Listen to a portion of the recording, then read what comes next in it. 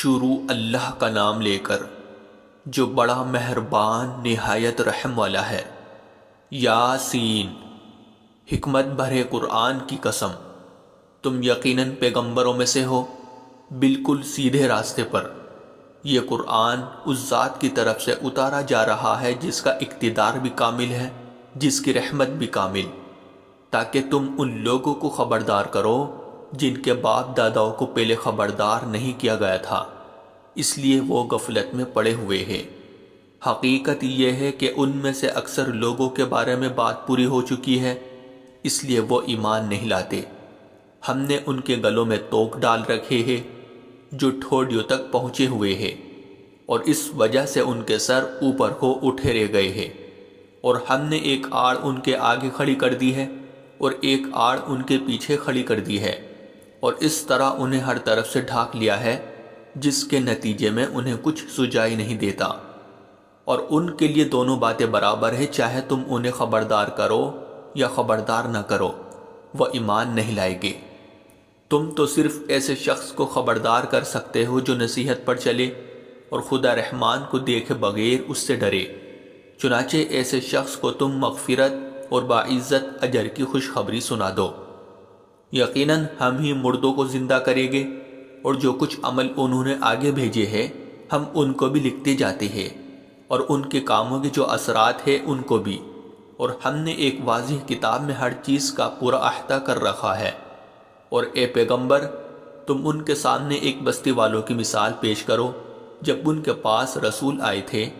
جب ہم نے ان کے پاس شروع میں 2 رسول بھیجے تو انہوں نے دونوں کو جھٹلا دیا، پھر ہم نے ایک تیسرے کے ذریعے ان کی تائید کی، اور ان سب نے کہا کہ یقیناً جانو ہمیں تمہارے پاس رسول بنا کر بھیجا گیا ہے۔ انہوں نے کہا تمہاری حقیقت اس کے سوا کچھ بھی نہیں ہے کہ تم ہم جیسے ہی آدمی ہو، اور خدا رحمان نے کوئی چیز نازل نہیں کی ہے، اور تم سراسر جھوٹ بول رہے ہو۔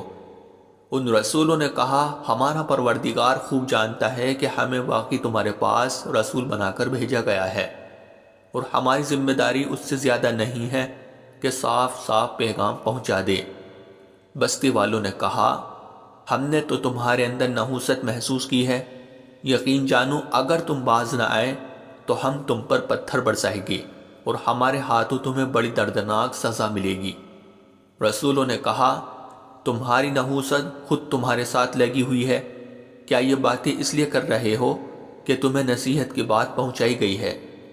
اصل بات یہ ہے کہ تم خود حد سے گزرے ہوئے لوگ ہو۔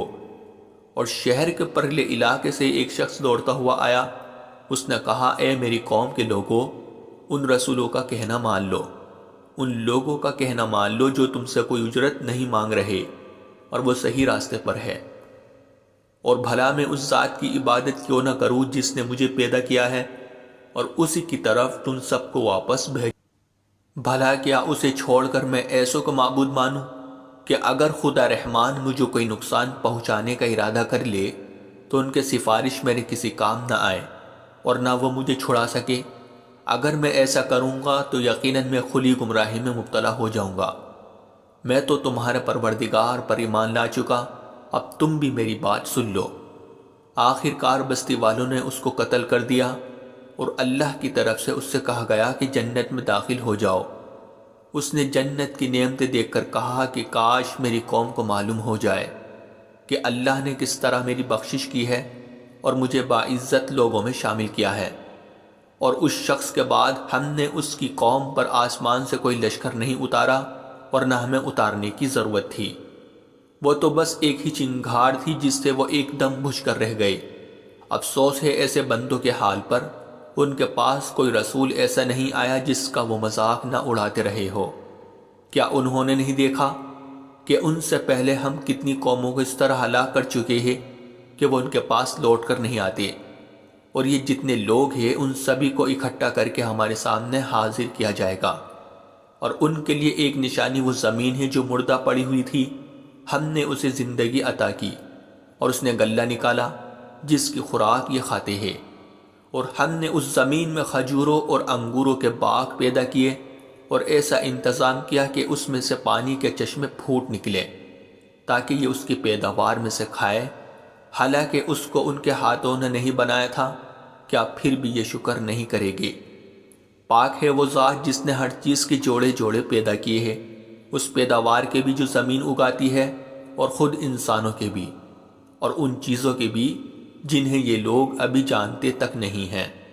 اور ان کے لیے ایک اور نشانی رات ہے، ہم اس پر سے دن کا چھلکا اتار لیتے ہیں تو وہ یکایک اندھیرے میں رہ جاتے ہیں، اور سورج اپنے ٹھکانے کی طرف چلا جا رہا ہے۔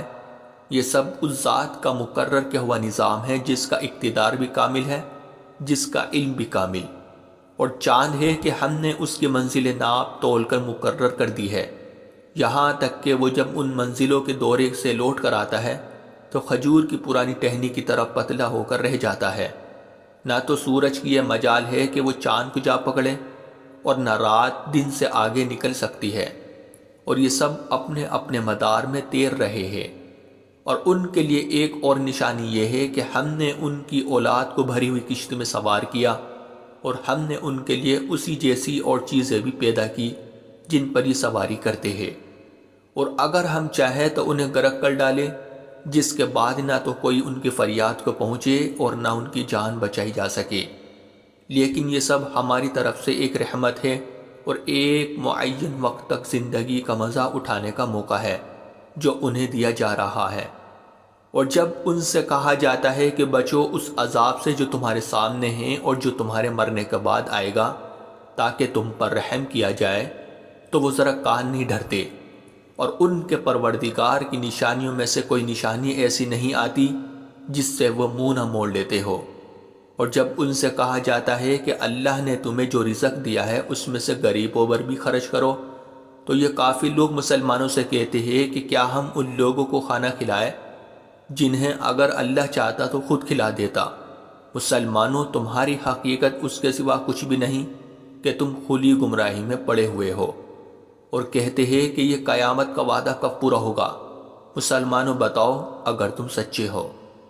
دراصل یہ لوگ بس ایک چنگھاڑ کا انتظار کر رہے ہیں جو ان کی اجت بازی کے عین درمیان انہیں آ پکڑے گی، پھر نہ یہ کوئی وصیت کر سکے گی اور نہ اپنے گھر والوں کے پاس لوٹ کر جا سکے گی۔ اور سور پھونکا جائے گا تو یکایک یہ اپنی قبروں سے نکل کر اپنے پروردگار کی طرف تیزی سے روانہ ہو جائے گے۔ کہے گے کہ ہے ہماری کمبختی، ہمیں کس نے ہمارے مرکز سے اٹھا کھڑا کیا ہے؟ جواب ملے گا کہ یہ وہی چیز ہے جس کا خدا رحمان نے وعدہ کیا تھا اور پیغمبروں نے سچی بات کہی تھی، اور کچھ نہیں، بس ایک زور کی آواز ہوگی جس کے بعد یہ سب کے سب ہمارے سامنے حاضر کر دیے جائیں گے۔ چنانچہ اس دن کسی شخص پر کوئی ظلم نہیں ہوگا اور تمہیں کسی اور چیز کا نہیں بلکہ انہی کاموں کا بدلہ ملے گا جو تم کیا کرتے تھے۔ جنت والے لوگ اس دن یقیناً اپنے مشغلے میں مگن ہوگے، اور وہ ان کی بیویاں گھنے سایوں میں آرام دانشتوں پر ٹیک لگائے ہوئے ہوگے۔ وہاں ان کے لیے میوے ہوگے اور انہیں ہر وہ چیز ملے گی جو وہ منگوائے گے۔ رحمت والے پروردگار کی طرف سے انہیں سلام کہا جائے گا، اور کافروں سے کہا جائے گا کہ اے مجرموں، آج تم مومنوں سے الگ ہو جاؤ۔ اے آدم کے بیٹو، کیا میں نے تمہیں تاکید نہیں کر دی تھی کہ تم شیطان کی عبادت نہ کرنا؟ وہ تمہارا کھلا دشمن ہے، اور یہ کہ تم میری عبادت کرنا، یہی سیدھا راستہ ہے۔ اور حقیقت یہ ہے کہ شیطان نے تم میں سے ایک بڑی خلقت کو گمراہ کر ڈالا، تو کیا تم سمجھتے نہیں تھے؟ یہ ہے وہ جہنم جس سے تمہیں ڈرایا جاتا تھا، آج اس میں داخل ہو جاؤ کیونکہ تم کفر کیا کرتے تھے۔ آج کے دن ہم ان کے منہ پر مہر لگا دیں گے، اور ان کے ہاتھ ہم سے بات کریں گے، اور ان کے پاؤں گواہی دیں گے کہ وہ کیا کمائی کیا کرتے تھے۔ اور اگر ہم چاہیں تو یہیں دنیا میں ان کی آنکھیں مل یا میٹ کر دے، پھر یہ راستے کی تلاش میں بھاگے پھرے، لیکن انہیں کہاں کچھ سجائی دے گا۔ اور اگر ہم چاہیں تو ان کی اپنی جگہ پر بیٹھے بیٹھے ان کی صورتیں اس طرح مسخ کر دے کہ یہ نہ آگے بڑھ۔ اور ہم جس شخص کو لمبی عمر دیتے ہیں اسے تخلیقی اعتبار سے الٹ ہی دیتے ہیں، کیا پھر بھی انہیں عقل نہیں آتی؟ اور ہم نے اپنے ان پیغمبروں کو نہ شاعری سکھائی ہے اور نہ وہ ان کے شایان شان ہیں۔ یہ تو بس ایک نصیحت کی بات ہے، اور ایسا قرآن جو حقیقت کو کھول کھول کر بیان کرتا ہے تاکہ ہر اس شخص کو خبردار کرے جو زندہ ہو، اور تاکہ کفر کرنے والوں پر حجت پوری ہو جائے۔ اور کیا انہوں نے یہ نہیں دیکھا کہ ہم نے اپنے ہاتھوں کی بنائی ہوئی چیزوں میں سے ان کے لیے موشی پیدا کیے اور یہ ان کے مالک بنے ہوئے ہیں، اور ہم نے ان موشیوں کو ان کے قابو میں دے دیا ہے؟ چنانچہ ان میں سے کچھ وہ ہیں جو ان کی سواری بنے ہوئے ہیں، اور کچھ وہ ہیں جنہیں یہ کھاتے ہیں۔ نیز ان کو ان موشیوں سے اور بھی فائدہ حاصل ہوتے ہیں اور پینے کی چیزیں ملتی ہیں، کیا پھر بھی یہ شکر نہیں بجا لائے گے؟ اور انہوں نے اللہ کو چھوڑ کر اس امید پر دوسرے خدا بنا رکھے ہیں کہ انہیں ان سے مدد ملے، حالانکہ ان میں یہ طاقت ہی نہیں ہے کہ ان کی مدد کر سکے، بلکہ وہ ان کے لیے ایک ایسا مخالف لشکر بنے گے جسے قیامت میں ان کے سامنے حاضر کر لیا جائے گا۔ غرض اے پیغمبر ان کی باتیں تمہیں رنجیدہ نہ کرے، یقین جانو ہمیں سب معلوم ہے کہ کیا کچھ چھپاتے اور کیا کچھ ظاہر کرتے ہیں۔ اور کیا انسان نے یہ نہیں دیکھا کہ ہم نے اسے نطفے سے پیدا کیا تھا، پھر اچانک وہ خلم کھلا جھگڑا کرنے والا بن ہمارے بارے میں تو وہ باتیں بناتا ہے اور خود اپنی پیدائش کو بھلا بیٹھا ہے، کہتا ہے کہ ان ہڈیوں کو کون زندگی دے گا جبکہ وہ گل چکی ہوگی؟ کہہ دو کہ ان کو وہی زندگی دے گا جس نے انہیں پہلی بار پیدا کیا تھا، اور وہ پیدا کرنے کا ہر کام جانتا ہے۔ وہی ہے جس نے تمہارے لیے سرسبز درخت سے آگ پیدا کر دی ہے، پھر تم ذرا سی دیر میں اس سے سلگانے کا کام لیتے ہو۔ بھلا جس ذات نے آسمانوں اور زمین کو پیدا کیا ہے، کیا وہ اس بات پر قادر نہیں ہے کہ ان جیسوں کو دوبارہ پیدا کر سکے؟ کیوں نہیں، جبکہ وہ سب کچھ پیدا کرنے کی پوری مہارت رکھتا ہے۔